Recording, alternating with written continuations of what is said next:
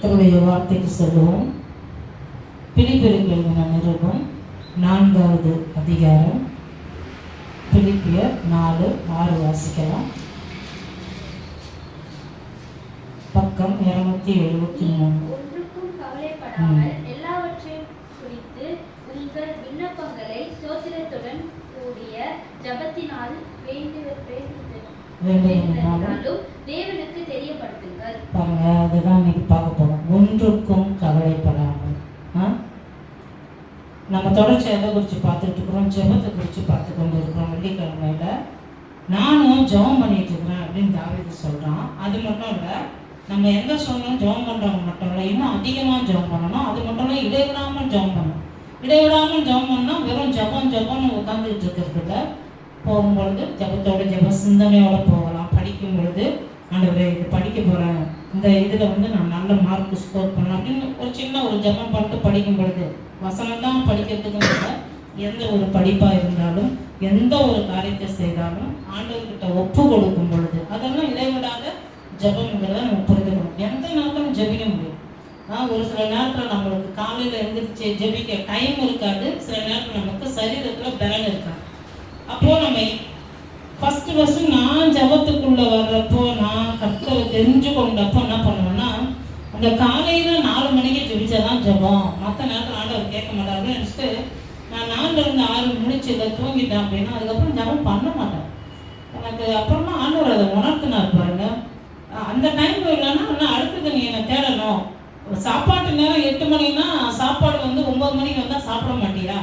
அப்போ 10 மணி 11 மணிக்கு வந்தால் சாப்பாடு சாப்பிடாம அப்படியே அன்னைக்குள்ள பண்ணி இருந்துருவியா? இல்லை. அப்போது அதெல்லாம் எனக்கு கர்த்தர் என்ன பண்ணார், கற்றுக் கொடுத்தாரு பாருங்க. அப்போது நம்ம இடைவிடாமல் ஜெபம் பண்ணுறோங்கிறது என்னன்னா, காலையில் பண்ணலன்னா பரவாயில்லன்னு இல்லை, காலையில் நம்மளுக்கு ரொம்ப நல்லது. டெய்லியும் அதிகாலையில் எழுந்திரிச்சு ஜெபிக்கிறது நல்லது, இடைவிடாமல் பண்ணுறது நல்லது. அது மட்டும் இல்லை, சில காரியங்களை நம்ம மனசில் வச்சுருப்போம். நம்ம விதைப்பும் மறுப்பும் அப்படிங்கிறத தொடரெல்லாம் பார்த்துருக்கோம். உங்களுக்கு தெரியும். நம்ம அளவற்ற ஆசீர்வாதத்தில் வாழணும்னா நிறைய காரியங்கள் ஆண்டவர் சொல்றது செய்யணும், நல்லவைகளை நினைக்கணும். அது போல ஒரு காரியம் தான் இன்னைக்கு பார்க்க போகிறோம். ஒன்றுக்கும் கவலைப்படாமல். அந்த வசனத்தில் என்ன சொல்லியிருக்கு பாருங்க, 6வது வசனத்தில், நீங்கள் ஒன்றுக்கும் கவலைப்படாமல் எல்லாவற்றையும் குறித்து எல்லாமே சொல்லணும் ஆண்டவர்கிட்ட. இதுதான் சொல்லணும், அதுதான் சொல்லணும் இல்லை. சில பேரை நம்மளுக்கு பிடிக்காது, இல்லை நம்மளை சில பேருக்கு பிடிக்காது. அதையும் நம்ம ஓப்பனாக ஆண்டவர்கிட்ட சொல்லலாம். இப்போ உனக்கு ஒரு ஃப்ரெண்டு இருக்காங்க, அவங்கள பற்றி உங்ககிட்ட நான் சொல்லும்போது என்ன ஆகிடும், ஐயோ இந்த ஆண்டி என்ன எப்படி சொல்லிட்டாங்க, என்னோட ஃப்ரெண்டை பற்றி என்கிட்ட சொல்ல கஷ்டமாயிடும். ஆனால் ஆண்டவர்கிட்ட அப்படி இல்லை. நம்ம போய் ஒருத்தரை பற்றி சொல்லும் பொழுது என் பிள்ளைய பற்றி என்கிட்ட சொல்லு, அப்படி இல்லை. ஓகே, உனக்கு இப்படி ஒரு விஷயம் இருக்கா, இதை நான் மாத்துறேன், என்ன திருத்துவாரு, இல்லைன்னா அவங்கள மாத்துவாரு. அப்போ நான் எல்லாவற்றையும் ஆண்டவரிடத்துல சொல்ல முடியும். அப்போ இங்க அதுதான் போட்டது, எல்லாவற்றையும் குறித்து உங்கள் விண்ணப்பங்களே ஸ்தோத்திரத்தோடு கூடிய ஜெபத்தினாலும் வேண்டுதலினாலும் தேவனுக்கு தெரியப்படுத்தணும். அப்போ ஜெபத்துல வரும் பொழுது அழுக, கண்ணீர் சில டைம்ல வருது, கண்ணீர் வருது, வேதனை வருது, சரீர பலவீனத்தினால, குடும்பத்துல வர குழப்பத்தினால சில காரியங்கள் நடக்குதுதான். ஆனா அதுக்காக நாம என்ன யோசிக்க கூடாது, எப்பவுமே அழுது பண்ற ஜெபத்துக்கு தான் தேவன் பதில் தர்றாருங்கிறத நம்ம தவறா எடுத்துக்கொள்ளவே கூடாது.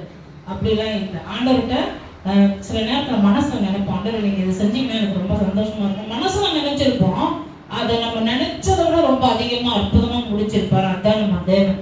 அப்போ ஆண்டவர் நமக்கு சொல்லித்தர வேதத்தின் படியான காரியம் என்னன்னா, நீ கவலைப்படாம தயவுசெய்து என்கிட்ட எல்லாத்தையும் சொல்லு, எல்லாத்த குறிச்சும் சொல்லு. உனக்கு என்னெல்லாம் தேவை, என்னெல்லாம் உன் மனசுல இருக்கு, அந்த விண்ணப்பத்தெல்லாம் எடுத்துட்டு வா. யாரை பத்தியாவது நீ சொல்லணுமா, ஐயோ இவங்களுக்கு குணமாகணுமே, இவங்க வீட்டுல இந்த கஷ்டம் இருக்கு, அந்த கஷ்டம் நீங்கணும், எதுவா இருந்தாலும் எல்லாவற்றையும் என்கிட்ட கொண்டு வா. கவலைப்பட்டுக்கிட்டு இருக்காத உட்காந்து, நீ எதையும் என்ன பண்ண போறது இல்லை, எதையும் சுமந்து நீ தீர்க்க போறது இல்லை, கவலையெல்லாம் என் மேல வையும் நான் சொல்லியிருக்கேன் அப்படின்னு சொல்லித்தர தேவன். அப்போ கவலைப்படாம வான்னு சொல்லியிருக்கேன். பாஸ்டர் சாமி அடிக்கடி அவங்க சொல்லுவாங்க பாருங்க, கவலைப்படாம ஜெபம் பண்ணுடான்னா இவன் ஜெபம் பண்ணாம கவலைப்பட்டுக்கிட்டே இருப்பான் அப்படின்னு சொல்லி தருவாங்க. அப்போ அதெல்லாம் எனக்கு நல்லா புரிய ஆரம்பிச்சது பாருங்க. அப்போ நாம என்ன பண்ணணும், இன்னைக்கு ஒரு முடிவு பண்ணணும். எந்த விஷயமா இருந்தாலும் ஒன்றுத்துக்கும் கவலைப்படாம நான் ஆண்டவர்கிட்ட போய் என்னோட காரியங்களை நான் அர்ப்பணிக்க போறேன். அது என்ன பக்தியா இருந்தாலும் சரி, மற்றவங்களை குறித்தாக இருந்தாலும் சரி, என் குடும்பத்தை குறித்தோ என் சபையை குறித்தோ எதுவா இருந்தாலும் எல்லாவற்றையும் குறித்து நான் கர்த்தரிடத்துல ஒப்பு கொடுக்க போறேன். அப்படி ஒரு மனதோடு நம்ம இப்போ ஒப்பு கொடுக்கலாமா? அன்பும் இரக்கமுள்ள நல்ல பிதாவே, இயேசுவின் நாமத்தினாலே உங்களிடத்துல வருகிறோம். இதோ இந்த வசனத்தில் பிலிப்பியர் 4:6 நாங்கள் வாசிச்சோமே, ஆண்டவரே, ஒன்றுக்கும் கவலைப்படாமல் எல்லாவற்றையும் குறித்து ஸ்தோத்திரத்தோடு உங்களிடத்துல தெரியப்படுத்தணும் சொல்லியிருக்கேன். எங்கள் விண்ணப்பங்களை உங்களிடத்துல அப்படி தெரியப்படுத்த எங்கள் இருதயத்தை திறப்பீராக. இனி வருகிற நாட்களிலே எதை குறித்தும் கவலைப்பட்டு கொண்டே இருக்கிறதை காட்டிலும் ஆண்டவரே, அதை கர்த்தரிடத்தில் ஒப்பு கொடுக்கும்போது அவர் அதற்கு தீர்வாக இருக்கிறார், அவர் அதற்கு பதில் தருகிறார், அவர் அதிலே எங்களுக்கு முழுமையான தெளிவும் பலமும் தருகிறார் என்பதை நாங்கள் பார்க்க எங்கள் கண்களை திறந்துள்ளோம். இந்த வேலையிலே ஆவியானவர் எங்களோடு கூட பேசுகிறார்கள். எங்களோடு கூட நீர் பேசுகிற வார்த்தைகளை சாந்தமா ஏற்றுக்கொள்ள இருதயத்தை திறக்கிறோம், ஒப்பு கொடுக்கிறோம். ஒருவருக்கு துதி கனம் மகிமையாவற்றையும் எடுக்கிறோம். இயேசுவின் நாமத்தில் பிதாவே, ஆமென்.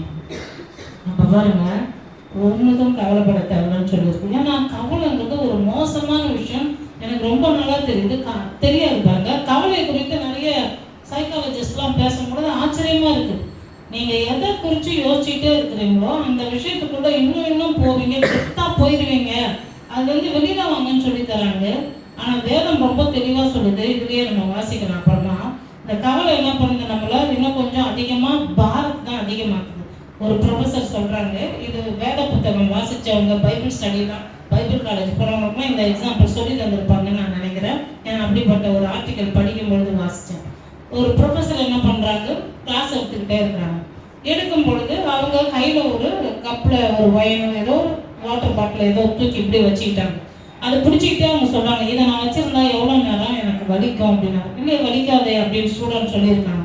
திரும்பி அவர் என்ன பண்ணியிருக்காரு, டைம் என்னாச்சுன்னு பார்க்குறாரு. 1 மணி நேரம் ஆயிடுச்சு, 1.5 மணி நேரம் ஆயிடுச்சு, 2 மணி நேரம் ஆயிடுச்சு. இப்போ என் கை வலிக்குமான்னு கேட்டுக்கிறாரு. ஆமாம் வலிக்கும்.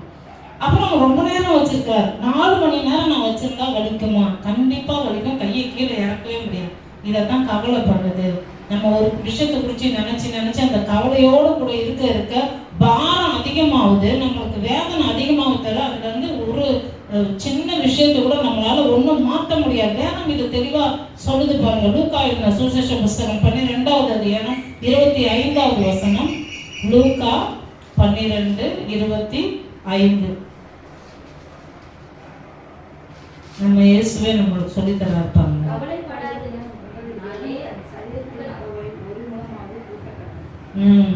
கவலைப்படுறதுனால உங்களை எவனாச்சும் தன் சரீரோடு ஒரு முழத்தை கூட்டுவானா? நான் சில நேரம் நினைச்சிருக்கிறேன் பாருங்க, கொஞ்சம் ஹைட்டா இருந்தா நல்லா இருக்கலாமே அப்படிலாம் யோசிச்சிருக்கிறேன். அவங்க கொஞ்சம் ஹைட்டா இருந்திருக்கிறேன், சின்ன பிள்ளைல யோசிச்சிருக்கிறேன். அப்புறம் வளர்ந்து கூட கர்த்தருக்குள்ள இருக்கும்பொழுது ஒரு டைம் யோசிச்சிருக்கேன், இன்னும் கொஞ்சம் ஹைட்டா இருந்திருக்கலாம் அப்படின்ட்டு நான் யோசிப்பேன். இது நார்மல் ஹைட்டு தான். பட் சில பேர் நான் இருந்த இடம், வேலை செஞ்ச இடத்துல எல்லாரும் ஹைட்டா இருப்போம். அப்போ நான் கவலைப்படலை, சும்மா யோசிச்சேன் மனசுல.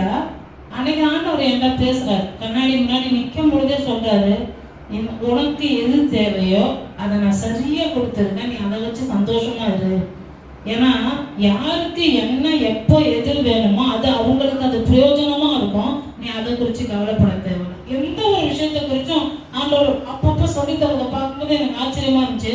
நம்ம உட்காந்து கவலைப்படுறோம்னு வச்சுங்களேன், கவலைப்படும் பொழுது ஒரு இன்ச்சு கூட, ஒரு இம்மி அளவு கூட, ஒரு முழத்தை கூட்டுவான்னு இது ரொம்ப ஓவரா சொல்லியிருக்காங்க நம்ம ஆண்டவர். ஒரு முழம்னா இங்க யோசிச்சு பாருங்களா, அவங்க கை ஆண்டவர் இருந்த காலத்துல அவங்களோட கையெல்லாம் எவ்வளோ ஹைட்டா இருக்கும். நான் ஒரு முழம் என் சின்ன கையை தான் காமிப்பேன். ஆனா அவங்களோட கைகள் ரொம்ப உயரமா இருப்பாங்கல்ல. அப்ப யோசிச்சு பாருங்க, ஒரு முழங்கிறது நம்ம சைஸ்ல இப்போதைக்கு இந்த காலகட்டத்துக்கு ஒரு 2 அடி அப்படி இருக்கும்னு நான் நினைக்கிறேன். அவ்வளோ ஹைட்டா இருப்பாங்களாம். இந்த தேசத்துல இருக்கிறவங்க பாருங்க, 2000 வருஷத்துக்கு முன்னாடி இருந்த கதையை நம்ம வாசிச்சுட்டு இருக்கிறோம். அப்ப யோசிச்சு பாருங்களேன், கவலைப்படுறதுனால ஒரு சின்ன இம்மியளவு கூட நம்மளால ஒன்றும் பண்ண முடியாது. நீ என்னத்தை பெருசா பண்ற போற, கவலை உன்னை இன்னும் அதிகமா தான் கொண்டு போகும். அப்ப பேசாம என்ன பண்ற, உன்னுடைய காரியத்தை வசனத்துல வேதத்துல வாசிச்சு ஜபத்துல கொண்டு வந்துரு. அப்போ நம்ம ஜபம் இந்த கவலையிலிருந்து நம்மள மாற்றுகிறது. அதுதான் அடுத்தடுத்த வசனம் சொல்றது. வாசிக்கலாம். பிலிப்பியர் 4:6-8 வாசிக்கலாம். நீங்கள் ஒன்றுக்கும் கவலைப்படாமல் எல்லா எல்லாவற்றையும் குறித்து உங்கள் விண்ணப்பங்களே சோதனத்தோடு கூடிய ஜபத்தினாலும் வேண்டுதலினாலும் தேவனுக்கு தெரியப்படுத்துங்கள். அப்பொழுது எல்லா புத்திக்கும் மேலான தேவ சமாதானம் உங்கள் இருதயங்களையும் உங்கள் சிந்தைகளையும் கிறிஸ்து இயேசுவுக்குள்ளாக காத்துக்கொள்ளுங்கள். கடைசியாக சகோதரரே, உண்மை உள்ளவைகள் எவர்களோ, ஒழுக்கம் உள்ளவைகள் எவைகளோ, நீதி உள்ளவைகள் எவைகளோ, கற்புள்ளவைகள் எவைகளோ, அன்புள்ளவைகள் எவைகளோ, நற்கிரைகள் உள்ளவைகள் எவைகளோ, புண்ணியம் எதுவோ, புகழ் எதுவோ அவைகளே சிந்தித்துக் கொண்டே. நம்மளை சிந்திக்க சொல்ற காரியம் பாருங்களேன். கவலைங்கிற வார்த்தை இங்க வரவே இல்லை, வேதனைங்கிற வார்த்தை வரல, பலவீனங்கிற வார்த்தை வரல. நம்ம அதெல்லாம் தான் பண்ணிட்டு இருக்கிறோம். அதெல்லாம் இங்க இல்லவே பண்ணி எதோ நீங்க சிந்திக்கணும் கூட சொல்லி தர்றாரு ஆண்டவர். அப்ப கிறிஸ்துவின் சிந்தை எப்படிப்பட்டதா இருக்கு பாருங்க. பிரச்சனையோட யாராவது வந்தாங்கன்னா ஆண்டவர் என்ன பண்ணிருப்பாரு? பாப்பா உட்காந்து 2 பேரும் சேர்ந்து கவலைப்படலான்னு சொல்லவே இல்லை. உடனே போறாரு, நீ விசுவாசிக்கிறியா நான் குணமாக்குன்னு சொல்லிட்டு உடனே உங்களுக்கு சுகத்தை கொடுக்குறாரு. அப்போ 7வது வசனத்துல சொல்லியிருக்கு, எல்லா புத்திக்கும் மேலான தேவ சமாதானம். உங்களால நினைச்சு பார்க்க முடியாத அளவுக்கு ஒரு சமாதானத்தை என்ன பண்ணுவேன், உங்க இருதயத்துல நான் ஊற்றுவேன் அப்படிங்கிறோம். சில வேலைகள்ல ஜெபிக்கவே தோணாது, ஏதோ ஒரு தடமா இருக்கும், ஒண்ணு தூக்கம் வரும், இல்லைன்னா ஒரு பலவீனமா இருக்கும். அந்த நேரத்தில் ஜெபிச்சு அவங்க தயவு செய்து உதவி செய்ய நான் ஜெபிக்கணும் அப்படின்னா ஒரு ஸ்ட்ரகிள் வரும். பார்த்துருக்கீங்களா? ரொம்ப ஜெபிக்கிறவங்களுக்கு அதெல்லாம் வரும். அப்படி வரும்பொழுது பாருங்க, ஆண்டவரை நான் ஜெபிக்க தான் விரும்புறேன், ஆனா என்னால ஜெபிக்க முடியல. எல்லாவற்றையும் குறித்து விண்ணப்பம் பண்ணுங்க. 6வது வசனத்துல வாசிச்சோம், என்னால ஜெபிக்க முடியல ஆண்டவரே. ஜெபிக்கிறதுக்காக ஜெபிக்கணும்னு கத்துக்கொண்டேன் நான். அப்போ ஆண்டவர் என்ன பண்றாரு, அந்த நேரத்துல நம்மளுக்கு ஒரு என்ன சொல்றது, ஒரு அனைத்தையும் கொடுப்பாரு பாருங்க, ஒரு அபிஷேகம். ஏன்னா ஒவ்வொரு பிரேயர்ல நம்ம உட்காரும் பொழுதும், ஜெபத்துல வரும் பொழுதும், தேவனுடைய சபையில வரும் பொழுதும், வெள்ளிக்கிழமையானாலும் ஞாயிற்றுக்கிழமையானாலும் சிறப்பான ஒரு ஸ்பெஷலான ஸ்தோத்திர கூட்டம் எதுவா இருந்தாலும் ஒவ்வொரு முறையும் நாம வீட்டுல ஜெபிக்கும் பொழுதும் தேவன் என்ன பண்ணாரு, அபிஷேகத்தை நம்மளுக்கு ஆட் பண்ணிட்டே இருப்பார். அப்போ அந்த அபிஷேகத்தினால நிரப்புறாரு. அதுக்கப்புறம் எனக்கு ஒரு தெளிவு வந்துருது. இப்ப எனக்கு மட்டும் இல்லை, எல்லாருக்குமே இது நடக்கும். அப்போ அதனாலதான் ஆண்டவர் சொல்றாரு, நீ வந்துரு, எல்லாவற்றையும் குறித்து கவலைப்படுறதை விட்டுட்டு ஏன்கிட்ட வாண்டாரு. ஆனா என்ன பண்றோம், நம்ம ஜெபம் பண்ணாம கவலைப்படுறாங்களோ எவ்வளவு புரிஞ்சு வச்சுட்டு அந்த போதகர் சொல்லி கொடுத்தாங்க பாருங்க. அப்போ நம்ம இதெல்லாம் விளங்கி கொள்ளணும். நான் இனிமே கவலைப்பட போறதில்லைன்னு முடிவெடுக்கணும். நம்ம தீர்மானம் பண்ணா அது நிறைவேறப்படும். நீ உன்னுடைய இருதயத்துல தீர்மானம் பண்ணினா அது உனக்கு நிறைவேறப்படும். நீ தீர்மானம் பண்ணினா நமக்கு வேத வசனம் சொல்லி தந்திருக்கு. அப்போ நம்ம என்ன பண்ணணும், ஜெபிக்க போறேன் அப்படின்னு கவலைப்படாம, கவலை கொஞ்சம் கவலை இல்லாம இல்ல. நான் என் கவலையை சொன்னா 1000க்கு மேல இருக்கு. உங்க கவலை கேட்டா எனக்கு மேல இருக்கும் போல. ஆனா அதெல்லாம் நம்ம கொஞ்சம் ஒதுக்கி வச்சுட்டோம். ஆண்டவரிடத்துல வரும்பொழுது என்ன நடக்குது, நமக்கு இங்க போட்டுட்டு பாருங்க 8வது வசனத்துல, இதையே சிந்தித்து கொண்டிருங்க. இப்படி சிந்திக்கும் பொழுதுதான் 9வது வசனம் வாசிங்க. நீங்கள் என்னிடத்தில் கற்று அடைந்தும் கேட்டும் கண்டும் இருக்கிறவர்கள் எவர்களோ அவர்களே செய்யுங்கள், அப்பொழுது சமாதானத்தின் தேவன் உங்களோடு இருப்பார். இதை எழுதுறவர் பாருங்க, பவுல் எழுதுறாரு, பிலிப்பியர் பட்டணத்துல எழுதுறாரு. இந்த நிருபத்துல, இந்த கடிதத்துல எழுதும்போது சொல்றாரு, நான் என்னெல்லாம் கற்றுக் கொடுத்தேன் உங்களுக்கு, கிறிஸ்துவ பத்தி கற்றுக் கொடுத்தேன், உயிர்த்தெழுதலை பத்தி கற்றுக் கொடுத்தேன், நிறைய காரியங்களை கற்றுக் கொடுத்தேன். அது மட்டும் நீங்க சந்தோஷமா இருங்க, நீங்க சொல்லி கொடுத்துக்கிட்டே வரேன். 4வது வசனத்துல இருந்து பாத்தீங்கன்னா அப்படி. அப்போ கற்றுக்கொண்டதை நீங்க என்ன பண்ணுங்க, கற்றுக்கொண்டு அதுல நீங்க நினைச்சிருக்கும் போது அவைகளையே செய்யுங்க. வேலையெல்லாம் செஞ்சுக்கிட்டு இருக்காதுங்க, எவைகளையே மேல போட்டுட்டு பாருங்க. புண்ணியம் எதுவோ, புகழ் எதுவோ, ஒழுக்கம் உள்ளவங்களோ, நீதி உள்ளவை எதுவோ, கற்புள்ளது எதுவோ, அன்புள்ளது எதுவோ, நற்கீர்த்தி எதுவோ, இதையே சிந்திச்சுக்கிட்டுங்க. இதை எப்படிங்க சிந்திக்கிறது, இதுல எது எனக்கு பொருந்தும் அப்படின்னு நல்ல விஷயங்களை நினைக்கின்றாங்க. நல்லதே நினைச்சு பாருங்க. நம்ம சபையை குறித்து நினைச்சா நிறைய பிரச்சனை தான் நம்மளுக்கு தலைக்கு மேல வரும். ஆனா நல்லதெல்லாம் நம்ம யோசிச்சு பார்க்கணும். யாருக்கெல்லாம் அற்புதம் நடக்குனாங்க. ஒருத்தங்க பிளட் கேன்சரோட வந்தாங்க. எப்பா எவ்வளவு அருமையா அந்த குழந்தைய மாத்தினாரு. இன்னொருத்தர் வந்தாரு, அந்த சகோதரனையும் மாத்தினாரு. அதே போல ஒருத்தர் திருமணம் ஆகாம வந்தாங்க, அவங்களுக்கு திருமணத்தை நடத்தி கொடுத்தாரு. சில பேர் குழந்தை இல்லாம வந்தாங்க, பல வருஷங்கள் குழந்தை இல்லை, வெறுத்து போய் தத்தெடுக்கலாங்கிற சூழ்நிலைக்கெல்லாம் போனாங்க. ஆனா ஆண்டவர் எவ்வளவு அற்புதமா, முடியவே முடியாதுன்னு டாக்டர் கைவிட்ட கேசெல்லாம் ஆண்டவர் மாத்திருக்கிறாரு. இதுதான் நல்லவை, இதுதான் ஒழுக்கமுடையது, இதுதான் கற்புடையது. இதை நம்ம நினைச்சு பார்க்கணும். அதை விட்டுட்டு ஏதாவது ஒரு பிரச்சனை நம்மளுக்கு நடந்திருக்கும், இல்லை நிறைய பிரச்சனைகளை சந்திக்கிறோம், அதையே யோசிச்சுட்டு அதே இருந்தால் இன்னும் கவலைக்குள்ளதான் போயிடுமே தவிர அதை நம்மளை சீர்படுத்தி கட்டி எழுப்பாது. அப்போ நம்மளை ஆண்டவர் என்ன சொல்லியிருக்காரு, உருவாக்குவேன், உன் கூட இருப்பேன், உன்னை உனையவன், நீ பயப்படாத அப்படின்னு சொல்லியிருக்காருல. அப்போ உருவாக்குற வேலையை நம்ம பார்க்கணும் ஜெபத்துல. பாருங்க, ஆண்டவரே நான் உருவாக்குங்க, ஒப்பு கொடுக்குறேன் அப்படின்னு சொல்லிட்டு நம்ம இந்த காரியங்கள்லாம் சிந்திக்கும் பொழுது இங்க என்ன போட்டிருக்கு 9வது வசனத்துல, அப்பொழுது சமாதானத்தின் தேவன். அந்த சமாதானத்துல நம்ம ஏறெடுக்கிற எல்லா ஜெபமும் நம்மளுக்கு பலிக்கும். நம்மளால முடியவே முடியாது சில காரியங்கள். ஏன்னா ஒரு நாள்ல ஒரு 11 மணியில அந்த கடவுளோட வல்லமையுள்ள கரத்தை ஒவ்வொரு நிமிஷமும் நான் பார்த்துருக்கேன். ஒரு தரம் 2 நாள் கண்டினியூஸா பார்த்துருக்கேன். அப்போ ஆண்டவரை நம்ம நம்புறது தான் மேட்டர். ஆண்டவர் கையில ஒப்பு கொடுக்கறது தான் மேட்டருங்கிறத நம்ம புரிந்து கொள்ளணும். அது மட்டும் இல்லை, இதே பிலிப்பியர் நிருபத்துல 12வது வசனத்துல இவர் சொல்றாரு பாருங்க. 12ல என்ன சொல்றாரு பாருங்க. தாழ்ந்திருக்கவும் எனக்கு தெரியும், வாழ்ந்திருக்கவும் எனக்கு தெரியும், எவ்விடத்தில் எல்லாவற்றிலும் திருப்தியாய் இருக்கும், பட்டினியாய் இருக்கும், பரிபூர்ணமடையும், குறைவுபடவும் போதிக்கப்பட்டேன். அப்போ குறை கஷ்டம்லாம் இருக்கு, நம்மளோட அதிகமா அவர் பட்டிருக்கிறாரு. கப்பல் சேதத்துல இருந்தேன், அதுல இருந்தா, இங்க இருந்தா, இப்படி இருந்தா, சிங்கத்தோட வாயிலெல்லாம் மாட்டிக்கணும், என்னென்னமோ சொல்லுவார் அவரு. அவரு நிறைய காரியங்களை சொல்லுவார் பாருங்க, பயமா இருக்கும் அதெல்லாம் படிக்க. அவ்வளவும் நான் என்ன பண்ணேன்னா, இங்க என்ன சொல்றாரு அந்த வார்த்தைகள், நீங்க போதிக்கப்பட்டேன். எல்லாருக்கும் போதனை இருக்குல்ல, நம்ம எல்லாருக்குமே ஆண்டவர் போதிச்சு கற்றுக் கொடுக்குறாரு. இப்படி போகணும், இப்படி செய்யக்கூடாது, இதை செய்யணும், இப்படி நடக்காத, முன்னாடி இருந்த விசுவாச பிள்ளைகளை பாரு, உன்னை நடத்துறவங்களை பாரு, நிறைய கற்றுக் கொடுப்பாரு ஆண்டவர். போதிக்கப்பட்டேன். ஆனா போதிக்கப்பட்டதுனால அவர் ஒன்னே சூப்பரா ஆயிடல. அவர் என்ன பண்ணாரு, அடுத்தது மேல இருக்கிற வசனத்தை வாசிக்கலாம். 11. என் குறைச்சலினாலும் நான் இப்படி சொல்கிறதில்லை, ஏனெனில் நான் எந்த நிலைமையில் இருந்தாலும் மன ரம்யமாக இருக்க கற்றுக்கொண்டேன். நான் கத்துக்கிட்டேங்கிறார். போதிக்கிறது வேற, போதனை எல்லாரும் தான் கேட்கிறோம். கத்துக்கிட்டோமா, நம்ம லிசன் பண்ணோமா, அதுக்கு செவி கொடுத்து மனசுல ஏற்றுக்கொண்டு அதை கை கொண்டு கீழ்ப்படிஞ்சு நடந்தோமா. அவர் அதை சொல்றாரு, நான் இதெல்லாம் கத்துக்கிட்டேன்னு சொல்லிட்டு அடுத்ததுதான் போதிக்கப்பட்டேன். போதிக்கப்பட்டதுனால, கர்த்தர் என்ன போதிச்சு நடத்ததுனால, இந்த மாதிரி சூழ்நிலை என்னை கொண்டு போனதுனால நான் இதெல்லாம் கற்றுக்கொண்டேன். இன்னைக்கு நிறைய பேர் கற்றுக்கொள்றதுக்கு இல்லை. அதனாலதான் போதனை கிடைத்தும் அவர்கள் அந்த வழியில விட்டு விலகி போறாங்க. ஜபம் வேலை செய்யாம இருக்கு. நம்ம ஒண்ணுக்கும் கவலைப்படாம, அது எப்படிங்க கவலைப்படாம ஜபம் பண்ண முடியும்? சண்டைக்கு வந்துட்டாங்க சில பேர். எப்படி கவலை? எனக்கு கேளுங்க, 1000 கவலை இருக்கு, அதோட தான் ஜபம் பண்றேனே. ஆனா அந்த கவலை கொஞ்சம் ஒதுக்கி வச்சுட்டு, ஆண்டவரே எனக்கு கவலை இருக்கு, எனக்கு கண்ணீர் வருது, எனக்கு பலவீனம் இருக்கு, எனக்கு தூக்கம் வருது, இந்த நேரத்துல வேதத்தை கூட வாசிக்க முடியல. ஆனா நீங்க சொல்லிட்டீங்க, பிலிப்பியர் 4:6 சொல்லியிருக்கு, ஒன்றுக்கும் கவலைப்படாமல் சொல்லியிருக்கு. கவலைப்படாம இருக்க முடியல, தயவு செய்து அதை நீங்க என்னிடந்து எடுத்துருங்க அப்படின்னு கேட்கும் பொழுது, கவலையான சூழ்நிலையும் ஆண்டவர் கவலைப்படாம ஜெபிக்க வைப்பார். நம்மளுக்காக இல்லை, மற்றவங்களுக்காகவும் ஜெபிக்க வைப்பார். ஆச்சரியமா இருக்கும். நம்ம ஜெபிச்சு அவங்களுக்கு நடந்துச்சே நம்ம யோசிப்போம். அப்ப பாருங்க, நம்ம போதிக்கப்படுறது மட்டும் இல்லை, நாம அதை கற்றுக்கொண்டோமா. அப்படி கற்றுக்கொண்டால் நம்ம என்ன பண்ணணும், சில காரியங்களை இந்த கவலைன்னு அதையே யோசிச்சுட்டு இருந்தோம்னா எப்போ அந்த கவலை அதிகமாகும் தெரியுங்களா?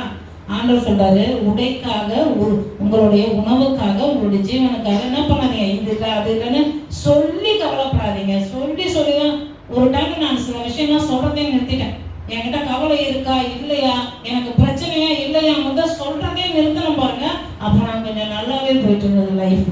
கொஞ்சம் ஒரு நிதானமா இருந்தேன், மன உறுதியா இருந்தேன். ஆனா நம்ம சொல்லும் பொழுது என்ன ஆகுது, எனக்கு இந்த கவலை உங்களுக்கு தெரியுமா ஒவ்வொருத்தர்கிட்டயும் ஆபீஸ்ல போய் சொல்லுவாங்க, என் புருஷன் சரியில்லை, என் மனைவி சரியில்லை, என் வீடு சரியில்லை. ஒவ்வொருக்கிட்ட ஏதோ ஜெபிக்கிறாங்க, உண்மையை அவங்க கிட்ட நம்ம ஷேர் பண்ணலாம். ஆனா எல்லார்கிட்டையும் போய் சொல்லி கவலைப்படாதுன்னு வசனம் சொல்லுது. அப்ப கவலைப்பட்டுட்டால் கவலை என்ன பண்ணதா, நம்மளுக்கு ஒரு முழம் கூட கூட்டவும் முடியாது, குறைக்கவும் முடியாது. அதனால அது அப்படியே தான் இருக்கும், நீயும் அப்படியே தான் இருப்பேங்க. யாரு? இயேசு சொல்லித்தரார். அப்ப நாம இதை புரிந்து கொண்டு, இவர் சொல்லித்தரார் பாருங்க பவுல் இந்த இடத்துல.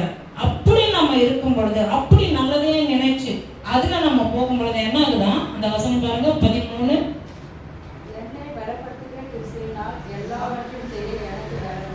அப்போ நம்மளை பலப்படுத்துற கிறிஸ்துவினால என்ன பண்ண முடியும், நம்ம எல்லாத்தையும் செய்ய முடியும், எல்லாமே செய்யலாம். மத்தேயு 11:29 வாசிக்கலாம்.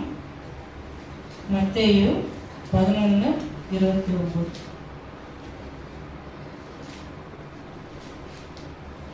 நான் சாந்தமும் மனத்தாழ்மையுமாய் இருக்கிறேன். என் நுகத்தை நுகத்தை உங்கள் மேல் ஏற்றுக்கொண்டு என்னிடத்தில் கற்றுக்கொள்ளுங்கள். அப்பொழுது உங்கள் ஆத்மாக்களுக்கு இளைப்பாறுதல் கிடைக்கும். ஆண்டவர் சொல்றாரு, பா உங்களெல்லாம் பார்த்தா நீங்க சரியா ஜெபிக்க மாட்டீங்க, என் சீசன் வேற வெளியே சொல்லிக்காதீங்கடா, சரி கோபம் இருக்கு, எனக்கு எரிச்சலா இருக்கு தெரியுமா அப்படியே சொன்னாரு. அதுல என்ன சொல்ல பாருங்க, நான் சாந்தமும் மனத்தாழ்வுமா இருக்கிறேன். அவரு யாருன்னு அவருக்கு தெரிஞ்சு வச்சிருக்கிறாரு, அவர் அறிக்கை வேற பண்றாரு. நான் சாந்தமும் மனத்தாழ்வேன். நம்ம அப்படி சொல்ல அப்படி ஆயிடும். நான் ரொம்ப பொறுமைசாலி. ஆனா நம்ம எப்படி பேசுறோம், உனக்கு தெரியாது என் பொறுமை பத்தி, வெட்டிச்சிருச்சு ஒரு நாள் அவ்வளவுதான் அப்படி நம்ம சொன்னோம்னா ஒரு நாள் வெடிக்கும்.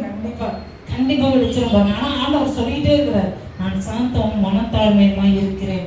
அப்படி நம்ம சொல்லும் பொழுது நம்ம அப்படியே மாறிடும். நான் ஒண்ணுக்கும் கவலைப்பட மாட்டேன் அப்படின்னு நம்ம சொல்ல சில பேர் நம்மளை தப்பா எடுத்துக்கோங்க பாருங்க, எதுக்குமே கவலைப்பட மாட்டாங்க. பரவாயில்ல, அவங்க நினைச்சிட்டு போறாங்க. நம்ம கர்த்தர் நமக்கு என்ன சொல்லி தராரோ அதுலதான் நம்ம பாக்குறோம் பாருங்க. என் நுகத்தை உங்கள் மேல் ஏற்றுக்கொண்டு, ஏற்கனவே எனக்கு பாரம், ஏற்கனவே எனக்கு கஷ்டம், அதுதான் உங்களுக்கு உங்க மேல வைக்கணும்னு வந்திருக்கேன். ஏன்னா ஆண்டவர் சொல்றாரு, அவர் உங்களை விசாரிக்கிறவராக முடியும்னா உங்கள் கவலைகள் எல்லாம் அவர் மேல் வைத்து விடுங்கன்னு வசனம் சொல்லுது. அப்ப அதனாலதான் நான் அவர் மேல வைக்க விரும்புறேன். ஆனா அவர் என்ன சொல்றாரு, என் நுகத்தை உங்கள் மேல் ஏற்றுக்கொண்டு என்னிடத்தில் கற்றுக்கொள்ளுங்கள், அப்பொழுது உங்கள் ஆத்துமாக்களுக்கு இளைப்பாறுதல் கிடைக்கும். இதெல்லாம் எனக்கு ஆச்சரியமா இருந்துச்சு தெரியுங்களா, இந்த வசனம் கற்றுக்கொள்ள. நம்ம காலையில எழுந்திரிச்சு ஜெபிக்காம ஜெபிக்கிறப்போ என்ன ஆகுதுன்னு சொல்றேன். ஜெபிக்கிறப்ப நம்ம சந்தோஷமாயிடும், மனசு ரொம்ப லேசாயிடும், சமாதானமா இருக்கும், காரியங்களை சுறுசுறுப்பா பண்ணுவோம். ஏன்னா காலையில அவருடைய நுகத்தை எடுத்து சுமக்கிறோம், அவர் சொன்ன வார்த்தை எடுத்து ஏற்றுக்கொள்றோம். ஏன்னா புதிய ஏற்பாட்டுல சொல்லப்பட்டிருக்கு, அவைகள் பாரமானவைகள் அல்ல, என்னுடைய கட்டளை ஏற்றுக்கொள், என்னுடைய கட்டளையில நட, என் கற்பனையின்படி செய்யி, அவைகள் பாரமானவைகள் அல்லப்பாண்டார். அதைத்தான் சொல்றாரு, அது மெதுவாயும் என்னுடைய நுகம் அது எப்படி இருக்கான், ரொம்ப சுமையே இல்லாம இருக்கு, லகுவா இருக்கு அப்படின்னு சொல்லி தராரு. நான் உனக்கு இளைப்பாறுதல் தருவேன், நான் உனக்கு ரெஸ்ட் கொடுப்பேன், ஓய்வு கொடுப்பேன். ஆனா நம்ம காலையில ஏற்றி ஜெபம் கப்பா இந்த வேலை வசனம் எல்லாம் வாசிக்காம இருந்து பாருங்க, எங்க காலியா இருக்கோ அவங்க வெயிட் வைப்பாங்க தெரியுங்களா. நம்ம பஸ்ல ஃப்ரீயா போயிட்டுங்க, நிறைய பிள்ளைங்க ஸ்கூல் பிள்ளைங்க நல்ல உதாரணம் நினைக்கிறேன். நம்ம கொஞ்சம் ஃப்ரீயா இருந்தோம்னா பிள்ளைங்க விட மாட்டாங்க, எல்லா பேக்கையும் அவங்க எங்க காலியா இருக்கோ அங்க என்ன பாரம் வந்துடும். ஆனா பாரமா இருக்கிற இடத்துல பெரும்பாலும் வைக்க மாட்டாங்க, வைக்கிறாங்கன்னா அது பிசாசோட கிரியை. அப்போ நாம இந்த நுகத்தை, இந்த பாரத்தை ஆண்டவர் கொடுக்குறாரு பாருங்க. என்னோட வழிகள்ல நட, என் கட்டளைகளை கை கொண்டு ஜெபித்து வசனித்து இந்த காரியங்களை செய்யும் பொழுது இந்த நுகத்தை எடுத்து வச்சுக்கிறோம். இதை வைத்து கொண்டா வேற இடம் இருக்காது. பிசாசால வேற கவலையோ பாரமோ வேதனையோ அழுத்தமோ பிரச்சனைகளோ கொண்டு வந்து வைக்க முடியாது. அதனாலதான் நீ என்ன பண்ண, என்னுடைய நுகத்தை ஏற்றுக்கொள், அப்படி நீ இதை ஏற்றுக்கொண்டனா அது உன் மேல வராதுண்டா. ஆனா இதை ஏற்றுக்கொள்ளாம நாம வெறுமனே இருக்கும்போது காலியா இருக்க இடம் நம்ம போய் ஈஸியா வைக்கலாம் அப்படின்னு பிசாசு என்ன பண்றான், வந்து அவனுடைய காரியங்களை வச்சிருவான், கவலையை வச்சிருவான், வேதனையை வச்சிருவான், பிரச்சனையை வச்சிருவான், தேவையில்லாம நெகட்டிவான எண்ணங்களை எங்களுக்குள்ள வச்சிருவான். அதனாலதான் ஆண்டவர் சொல்லித்தரார், ஒண்ணுக்க கவலைப்பட, எல்லாத்தையும் என்கிட்ட கொண்டு வா. முதல்ல என்ச்சா அதை அவர்கிட்ட கொண்டு வரும்போது, அப்ப நம்ம ஜெபத்துல ஒன்றுக்கும் கவலைப்படாம அவர்கிட்ட கொண்டு போகும்போது அவர் சொன்னபடி, இந்த 8வது வசனத்துல வாசிச்சோம் இல்லையா, அவர் சொன்னபடியே எதெல்லாம் யோசிக்கணும் அதை யோசிக்கிறோமா, நெகட்டிவா ஏதாவது யோசிக்கிறோமா, ஆண்டவரே இன்னைக்கு என்ன உங்க கருத்துல ஒப்பு கொடுத்துறேன், என்னுடைய ஆவி ஆத்மா சரீரம் எல்லாவற்றையும் ஒப்பு கொடுக்குறேன், நீங்க என்ன ஆளுகை செய்யுங்க, வேற எந்த அந்நிய வல்லமையோ எந்த காரியங்களோ என்னுடைய சுய நலமோ சுய எண்ணங்களோ என்னுடைய சுய புத்தியினால நான் சாய்ந்து கொள்ளாம உங்களையே சார்ந்து நீங்க சொல்ற வழியில நடக்க நீங்க என்ன ஆளுகை செய்யுங்க, உங்க நுகத்தை நான் ஏற்றுக்கொள்றேன், மனுஷர்களுடைய தயவையும் கர்த்தருடைய கிருபையும் வாழ்க்கையில இந்த நாள் முழுதும் காமிங்க, உண்மையே நோக்கி பார்க்க உதவி செய்யுங்க அப்படின்னு முழுசா அவர்கிட்ட ஒப்பு கொடுத்துட்டோம்னா பிசாசு தன்னுடைய நுகத்தை நம்ம மேல வைக்கவே மாட்டான். அப்ப இவருடைய நுகத்தை சுமந்தால் பாரம் லேசாகிறது, அவருக்கு எல்லாமே லேஸ். அப்ப இதெல்லாம் தான் அவர் கற்றுக்கொள்றாரு. அவர் சொல்றாரு இல்லையா, நான் என்ன பண்ணேன், நான் வாழ்ந்திருக்கவும் தாழ்ந்திருக்கவும் குறைவுபடவும் பட்னியா இருக்கவும் பசியா இருக்கவும் நல்லா திருப்தியா இருக்கவும் கற்றுக்கொண்டேன். எப்படி கற்றுக்கொண்டாராம், போதிக்கப்பட்டார். எப்படி போதிக்கப்பட்டார், இது மாதிரி உட்காந்து கொடுத்த போதுங்க நான் கேட்கவில்லை, அப்படி இல்லை, அந்த வழியா போற நாமளும் சில கஷ்டங்கள் வழியா வேதனைகள் வழியா போகும் பொழுது நம்மளுக்கு ஆண்டவர் போதிச்சு கொடுக்கிறாரு. சில பேருக்கு போதிக்கிறாரு, எவ்வளவோ போதிக்கிறாரு, ஆனா ஆனால் அதை கற்றுக்கொள்ளவில்லை. நாம கற்றுக்கொள்ளுகிறதுனால் அடுத்த வசனம் சொல்லியிருக்கு இல்லையா 13ல, எல்லாவற்றையும் செய்ய எனக்கு பலன் உண்டு. பவுல் மட்டும் இல்ல, நம்மளாலே செய்ய முடியும். ஒன்னுக்கும் கவலைப்படாம ஜெபிக்க முடியும். ஆண்டவர் நுகத்தை ஏற்றுக்கொண்டு வேற பிசாசோட நுகத்துக்கோ வேற உலக காரியத்துக்கோ நம்ம இடம் கொடுக்காம கர்த்தர் வச்ச வழியில நீதியின் பாதையில செல்லணும். அப்ப நம்ம ஜெபம் எப்படி நம்மளை மாத்துது பார்த்தீங்களா? அப்ப ஆண்டவரிடத்தை நம்ம ஒப்பு கொடுக்கும் பொழுது நம்ம எப்படி ஆகிறோம் பாருங்க. எல்லாவற்றிலும் ஒரு முளத்தை கூட்டவா குறைக்கவா இப்படி நடக்கும் அப்படின்னு அப்படி யோசிக்க மாட்டோம். கர்த்தர் ஏதாவது அவர் சித்தத்தின்படி தந்தா அது எனக்கு பெஸ்டா தான் இருக்கும். அவர் சரியாக எனக்கு தருவாரு, சரியாக தருவாரு, ஏற்ற நேரத்துல தருவார் அப்படின்னு அந்த ஜெபத்துல நம்ம போயிடுவோம். கவலைப்பட்டுட்டு உட்கார்ந்துட்டு மற்றவர்கள் போல வெளியில இருக்கிறவங்க போல நம்ம வேஸ்ட் பண்ணியிருக்க மாட்டோம் டைம். அதே போல என்ன இவரை மாதிரியே நம்மளும் யோசிக்க ஆரம்பிச்சிடும். ஆமா, கர்த்தர் எனக்கு இந்த வழியா போனேன், எனக்கு போதிச்சாரு, நான் கற்றுக்கொண்டேன். போதனை நிறைய பேருக்கு வருது, போதிக்கிறார் ஆண்டவர், ஆனா கற்றுக்கொள்ளல. நாம கற்றுக்கொண்டு இனி அப்பா இந்த பக்கமே போக மாட்டேன்டா, இதனால இவ்வளவு பெரிய பிரச்சனைன்ட்டு அதனால சங்கீதம் 1:1 சொல்லுது, பாறைகள் வழியில போகாத, பரிசக்கரை உட்கார இடத்துல உட்காராத, இதை பண்ணாத அதை பண்ணாதன்னு எவ்வளவு அருமையா சொல்லி தருது பாருங்க. அப்ப நமக்கு பலன் எப்படி வருது? ஒன்னுக்கும் கவலைப்படாதனால இல்ல, நம்ம ஒன்னுக்கும் கவலைப்படாம ஜெபிக்கும் பொழுது நம்மளை போதிக்கிறார் ஆண்டவர். போதிச்சு கற்றுக் கொடுக்கும் பொழுது நாம கற்றுக்கொள்கிறோம்.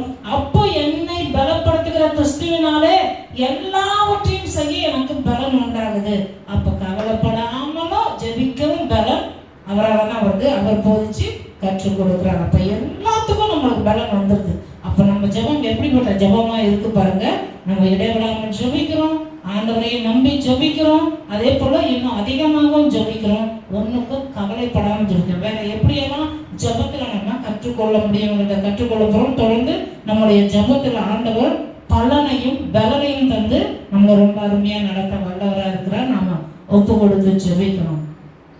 அநேக காரியங்களுக்கு நம்ம ஜெபிக்க வேண்டியதா இருக்கு. இந்த சமுதாயத்துல இன்னைக்கு இருக்கிற காலகட்டத்துல சிறு பிள்ளைகள், வாலிப பிள்ளைகள், அவங்களுடைய எண்ணங்களே வேற மாதிரி இருக்கு. அவங்களுடைய காரியங்கள் அவங்க ஏன்னா அவங்க இந்த தொழில்நுட்ப இதுல அறிவியல் ரொம்ப அதிக நுணுக்கமா போயிட்டு இருக்குது பாருங்க.